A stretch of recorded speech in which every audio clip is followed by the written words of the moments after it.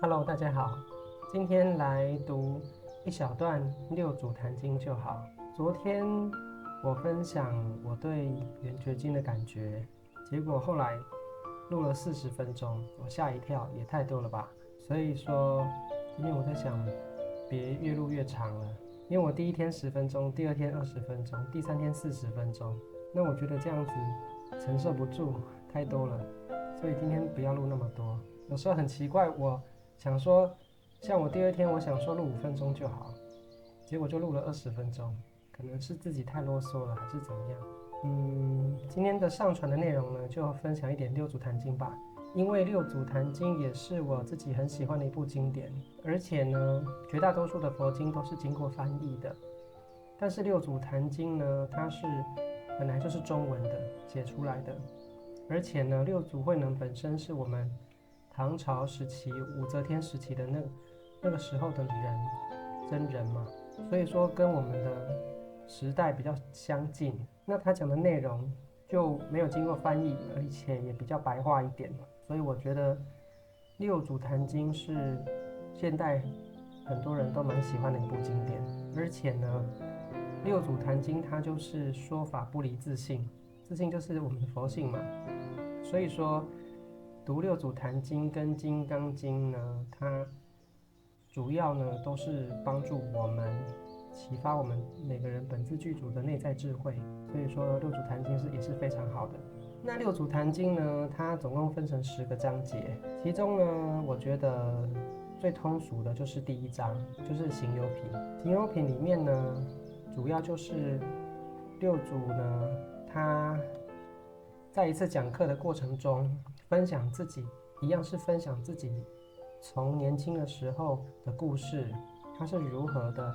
接触到《金刚经》，然后呢，如何的跋山涉水去拜访五祖，然后呢，如何的过程当中，最后呢，五祖将衣钵传承给他的过程。虽然说第1个章节讲的都是故事，但是呢，在这个故事当中呢，也蕴含了很多的六祖坛经里面核心的一些概念。所以说六祖慧能他就是在一次的法会当中，他就是分享他的故事。那这个故事的内容就成为了那个六祖坛经的第1章。其实我读经典呢，我一直都喜欢，就是这里看看那里看看，翻一翻看一看，然后呢，看到自己觉得特别有心得的地方，我才会去分享，或是才会去联想一些心得。那六祖坛经呢，我也是在几年之前呢，我就跟圆觉经一样，我把它电子化了。所以说呢，我有把它做经典的排版，版面的排版，然后呢，我也有把一些关键字的重点用颜色做标记。我最常读的有8部经典，我都把它做了电子化，还有排版校对的这个部分。所以有时候我自己要读啊，或者是要跟别人分享的时候呢，我就是只要 PPT 打开来，我就可以取得所有的原文。那我这里面也是没有写任何注解的哦，都是原文。这样子，我自己也很喜欢读原文，应该很多人也是喜欢读原文，但是有时候也会听听别人的内容参考，但是通常是自己已经有一定熟悉度之后再去听别人的内容，我觉得会比较好。才讲没多少内容就5分多钟了，我要求自己只能讲5到10分钟，那怎么弄？不管，反正聊多少算多少。其实我觉得啊，行有品的内容啊，其实是可以聊很多次的，因为我常觉得，比方说六祖坛经有10个章节，但是其实啊，大家如果能够很熟悉，哪怕第1章就是行有品的故事，哪怕大家能够很熟悉这一章的所有内涵的话，其实呢，他就能够掌握到很多核心的宗旨，掌握到很多核心的内容。所以呢，有时候我曾有过一个想法，就是反正就把第1章行有品啊，反复的去聊到没有东西可聊为止。这样，我觉得这样子其实他就可以聊得很深入了。那如果说只是从头到尾带过的话，讲故事的话，我觉得这个故事可能很多人都讲过了，当然也有人没听过啦。而且每个人讲起来的感觉也不一样。不然就从头简单浏览一下，然后呢，看有什么感觉就说什么吧，想到什么就说什么吧。他说呢，10大师之宝林，不太想念，我不太想念诵，也不太想解释，该怎么办？我随便说吧，我随便聊吧。当时呢，六祖慧能是在宝林寺，然后呢，地方官的市长，相当于我们现在的市长，他本身也对佛法很感兴趣，那他就很有诚意的带了很多官员呢上山去邀请六祖慧能呢，希望他能够到城里面来为大家呢，说法结缘哦。那六祖慧能就答应了他的请求嘛。后来到了城里面呢，就到了一个很庄严的大梵寺讲堂去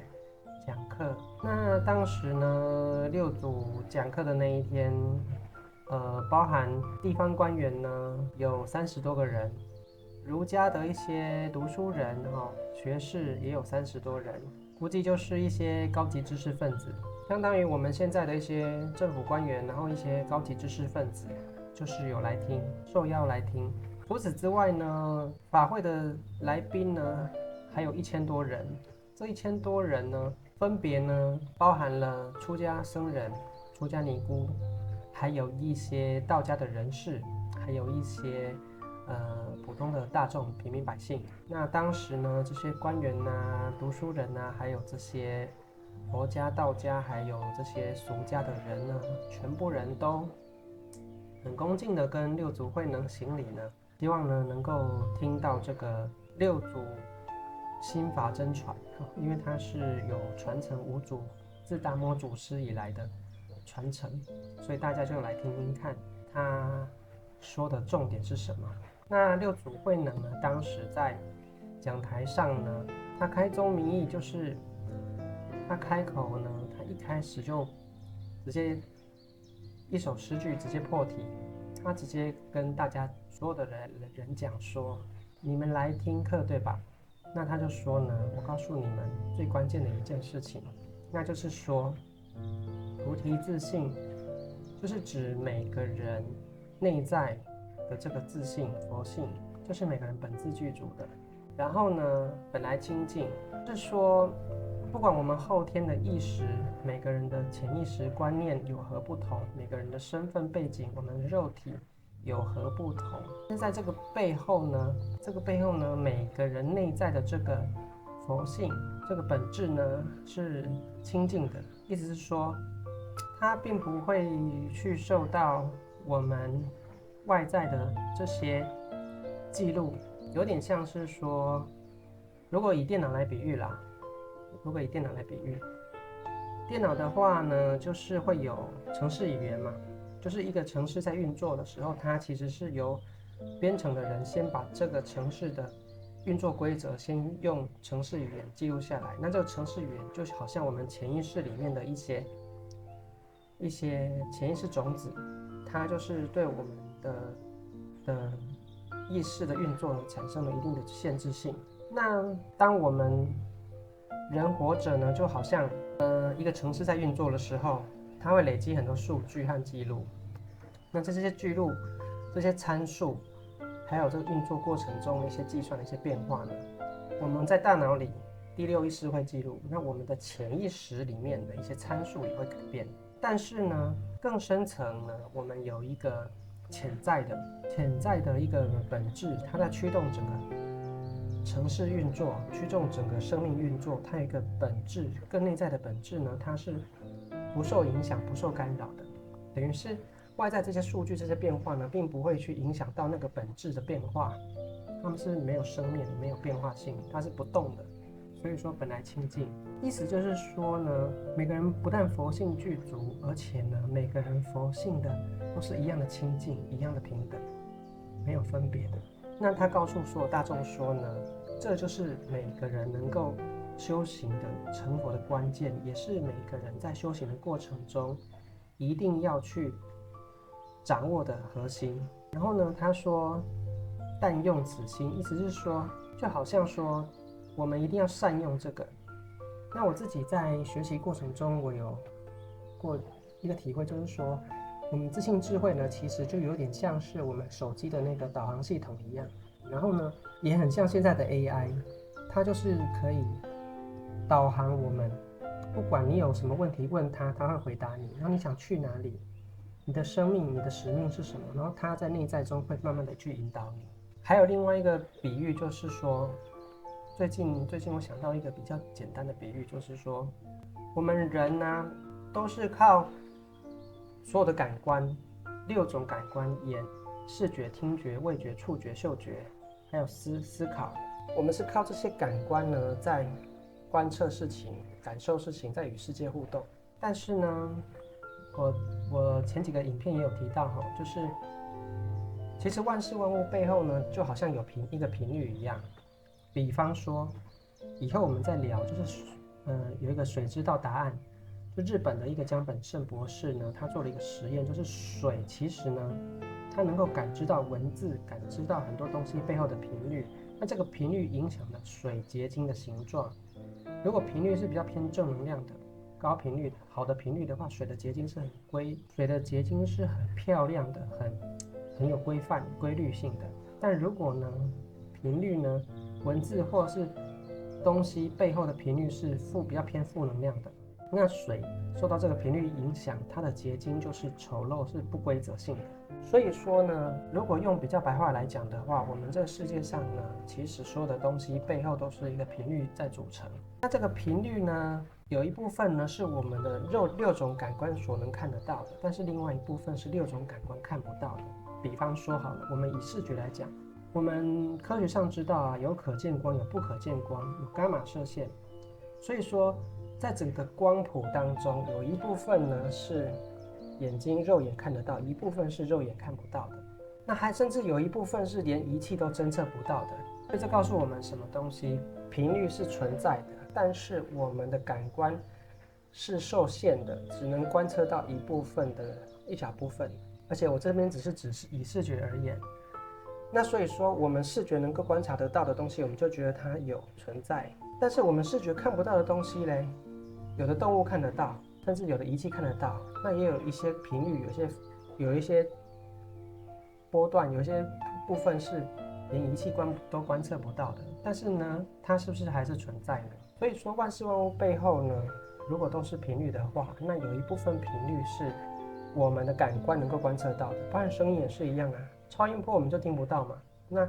声音的也是有一部分的声音我们听得到，然后一定的范围我们就听不到了。所以说，同样的嗅觉是一样的，有些东西是没有气味的，有些东西是没有味道的，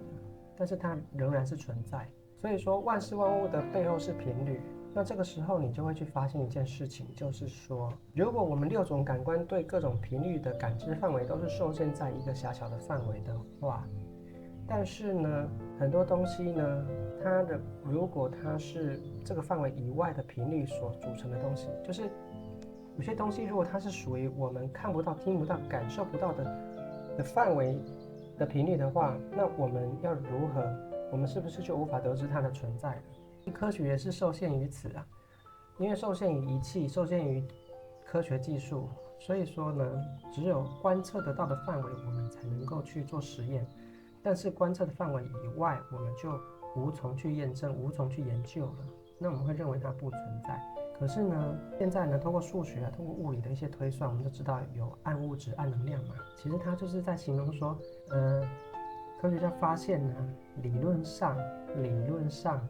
就是观测不到，但是理论上呢，存在一些能量、一些东西。我不想要这样说东西，我就说我还是喜欢说频率哈，就是有一些能量和有一些频率呢，是在我们观测范围以外的。这个时候，你会不会去发现一件事情，就是说，如果从这个角度来讲的话，其实佛学是在告诉我们说啊，我们的肉体感官6种感官是有限制的，但是其实呢，我们内在还有一个感知能力，就是我们的佛性，它是与整个频率的整体这个信息场是连接的，所以它有能力去感知。所以说，每个人的佛性其实呢，它就是一种超越感官的一种感知性，它有这个能力去感知到肉体感官以外的东西。所以这个东西之后我们再多聊。我觉得这个方式去表达会比较明白。然后我还用一个比喻，就是像收音机一样。收音机大家应该有用过吧？可能年轻人搞不好没用过收音机。收音机是不是我们收音机转开的时候，刚开始会很多杂音，嚓嚓嚓嚓嚓，那我们要去调频道，调到正确的频道的时候，我们才能够听得清楚那个某个电台的内容，对不对？那其实呢，我们的佛性也是可以用收音机来比喻，就是说，绝大部分的人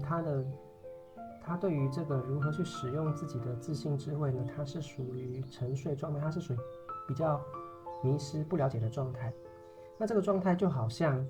收音机嚓嚓嚓的，他接收不到讯息。但是呢，有一部分的人他修行，他开始发现了有这个能够感知到超越感官以外的频率的能力。这就好比呢，收音机它转到了一个频道，开始听到声音了，接收到讯息了。在这个当下，他就知道说，哦，原来有这个讯息的存在。所以说，这就好像悟了，他发现了。但是呢，又还有差别，因为呢，他可能只有他的讯号还受到很多的干扰，所以说他当下所能够听得清楚的电台可能就那一个而已。可是光从那个电台，他已经知道说，哦，原来有这个无线电台的存在，他知道可以接收到一些肉体以外的讯息，他能够感知到外在就是其他的讯息，就是像六祖慧能他有说的，弟子自心常生智慧，不离自性即是福田。就好像说他发现他内在有个收音机，这个收音机常常他已经找到那个频道了。所以它产生很多的智慧出来，这个智慧就是他从他内心的那个收音机里接收到很多的讯息播出来，然后呢不离自性，你只要不要把这个内在收音机的频道给关掉，那其实你就可以受益无穷。福田嘛，它就像源源不绝能够让你受益一样，好像农地会一直不断长出食物来，你就可以受益无穷，受用无穷一样。所以说我用这个收音机来比喻，那这个东西以后我会再多聊一点，因为时间不够。那我就用收音机来比喻的话，可以帮助我们了解很多东西。像我前面分享圆觉经，什么叫圆觉？圆觉其实是相当于呢，圆觉呢，如果用收音机来比喻的话，它是相当于呢，佛陀呢，他这个内在的收音机一打开，它呢不但没有杂音，而且所有的频道都清清楚楚的。这个世界的频道，另外一个世界的频道，过去、现在、未来所有的频道是一清二楚的，叫做圆觉。他说觉遍十方界，就像光一样，这个光呢照满整个宇宙，是没有任何的杂质去阻碍到这个光的通过。意思是说，它内在是完全没有任何障碍的，所以这个光可以觉遍十方，就是可以照遍十方。它有一个比喻，就是说好像一个房间里灯光亮着，然后这个房间没有任何一个死角，没有任何一个阴影处一样。那这个光就代表这个智慧所能够到达、所能够觉察的范围。那在整个室内，如果说光是光照遍满，没有任何一处阴暗，就相当于这个佛的觉察力是无所不知、无所不在的。而且呢，这个佛的觉察力呢，它是没有任何一个阴影和没有任何一个障碍的，这叫做圆觉。所以说，同样是自性智慧的收音机打开，有接收到讯息，但是其实是仍然有程度的差别的。菩萨跟佛，菩萨也开悟了，佛也开悟了，但是菩萨跟佛差别在于说，菩萨是整个圆满的，光是圆满的。菩萨用这个比喻的话，就好比在整个光的房间里面，它还有一小部分的杂质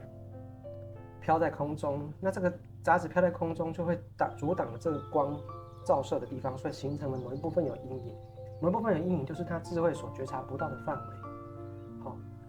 那佛是全部都是光，是遍满的，圆觉的，他的觉性是圆满的，所以说他是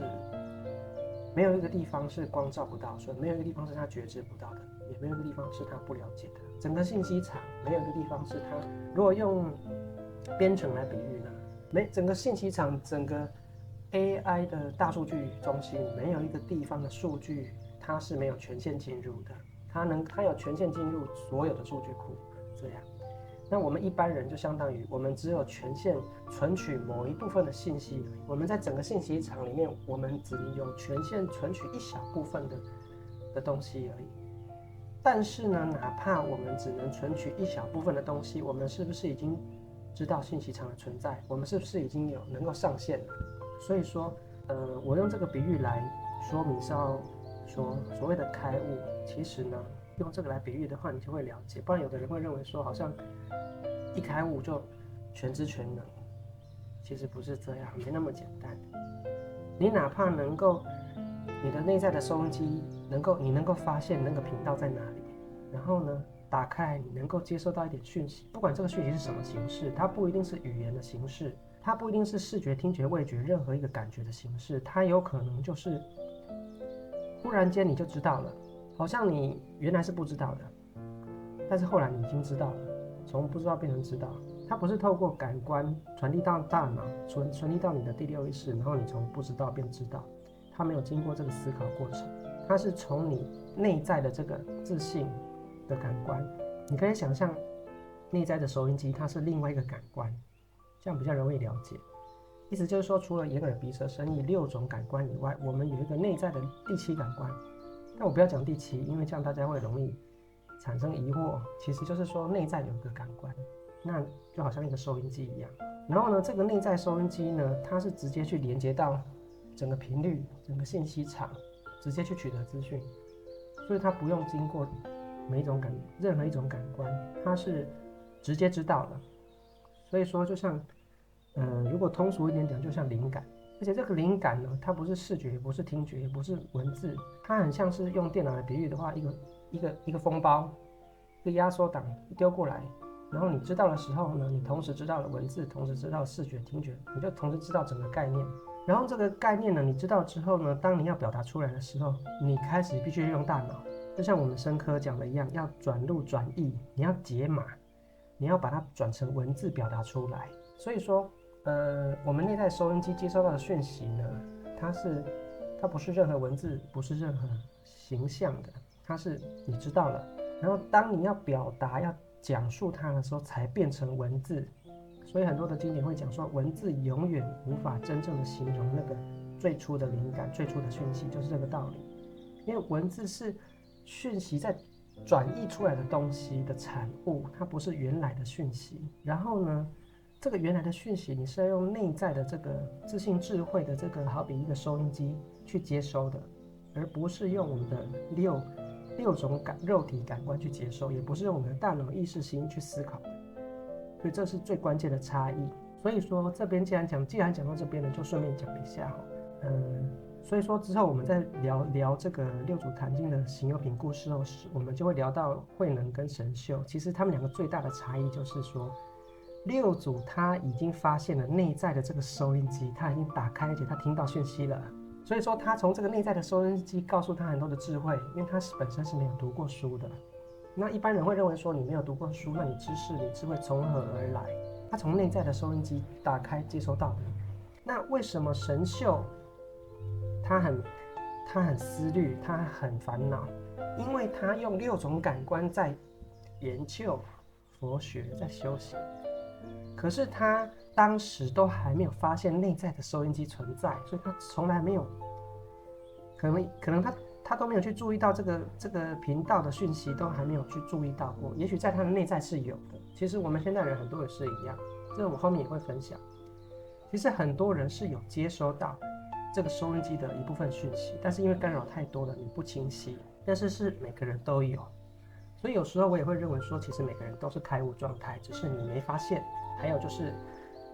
清晰度的问题，还有你能够接收到多少讯息的问题，还有就是说，因为这个讯息不是眼耳鼻舌身意，不是文字像，所以有时候你接收到，你不知道那个是讯息。像有一部好像《与神对话》还是什么一本书里面，老高有提到其实就是神其实无时无刻都在跟我们讲话，只是他讲话的形式很少用文字像。所以说，当时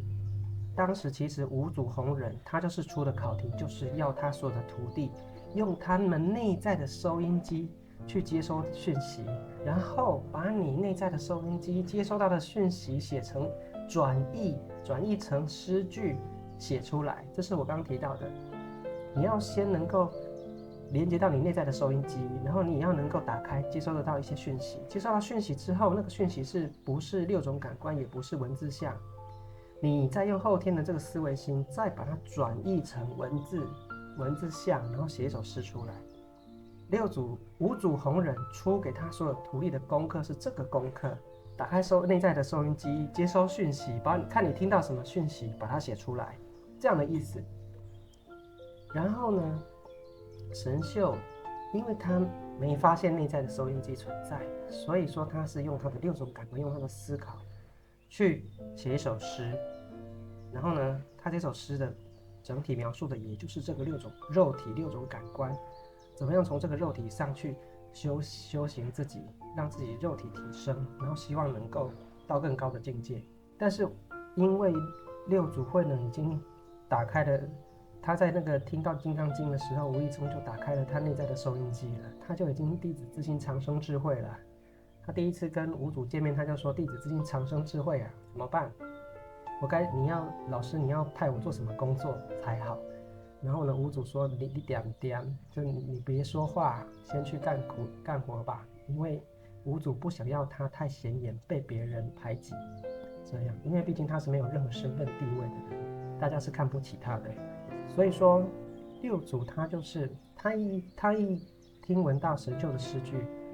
他内在收音机马上知道说这不对，这根本不是内在收音机的电台播报的讯息，是不一致的。所以六祖马上跟他说：“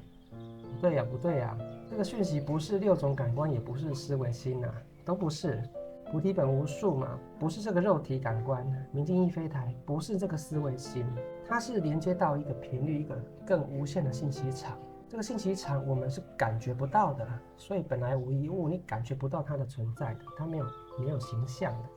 看不到、听不到嘛，感知不到。但是用我们内在智慧的收音机发现、接收到它的存在，而且它是清净的，它是不会受到它的肉体限制的，也不会受到你的后天思维心所干扰的。所以说，何处惹尘埃？就是不管所有的芸芸众生，你脑海里有怎么样的想法，这整个频率、整个信息场的完整性和清净性，它是不受干扰的。有点像是用一个佛家的比喻，就好像是人在地球上，不管你地球天气是晴天、是阴天，还是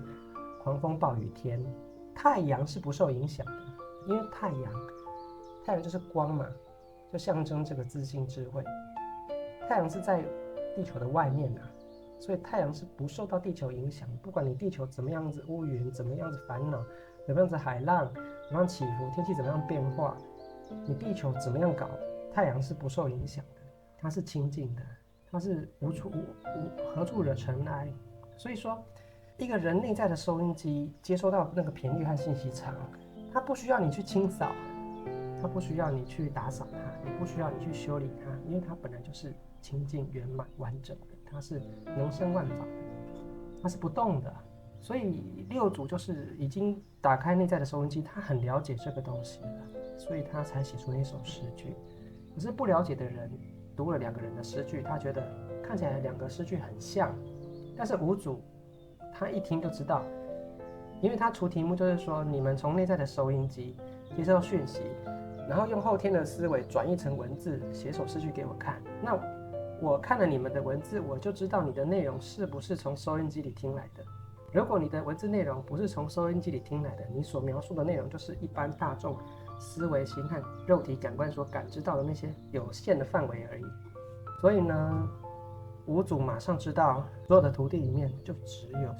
六祖慧能一个人，他是听得到内在收音机的讯息。这就有点像佛陀拈花微笑，当下只有摩诃迦摄尊者笑一下，佛陀知道只有他听得到内在的讯息，这样子的意思。那其他人都不知所措，就是这个意思。所以说，五祖后来私下，因为当时的时代呢是这样，并不是所有的人都能够跟他讲明白这件事情。当时只能单传独授，只能挑选本身已经有那个因缘接收到那个无意中已经打开内在收音机开关的人，然后他就可以传法给他，所以叫做自悟自解，就是佛为传本体，师密付本心，都要自己悟的。当时时代是这样，所以当时是单传独授的。那现在的大环境已经改变了，这以后再讲。就是释迦牟尼佛的时代，他发的是悲愿，他是要让大家从这个茫然的后天、茫然的肉体和思维心当中先解脱出来，所以他是先挑选有一部分因缘具足的人，先拔骨，让他们解脱，让他们超脱于这个肉体的限制。但是释迦牟尼佛有讲，未来是弥勒佛的时代，弥勒佛发的愿是什么？慈愿，它是娱乐，娱乐就好像发礼物一样，人人有奖。所以弥勒佛的时代的特性就是所有人能够都有资格去受益，意思就是说整个大环境，包含我们对科学，包含我们对宇宙，包含我们对什么频率，包含我们对一些肉体和仪器观测不到的范围，我们已经有点概念了，然后我们在言语上表达也比较容易了解了。像我们可以用电脑来比喻用编程来比喻潜意识，我们可以用网络来比喻这种无线的东西，看不到、听不到的讯号。我们可以用量子力学来比喻一些东西，量子纠缠。所以说，现在的大环境已经具备一定的基础，所以我们可以去聊一些内容了。所以呢，现在的时代呢，你观察看看，不管这个人是佛家的还是不是佛家的，还是他只是普通的大众，其实每个人都对于自己的内在越来越有在启发，有兴趣，有在了解。就是说，现在这时代就是所有人几乎都已经具备这个机缘，可以去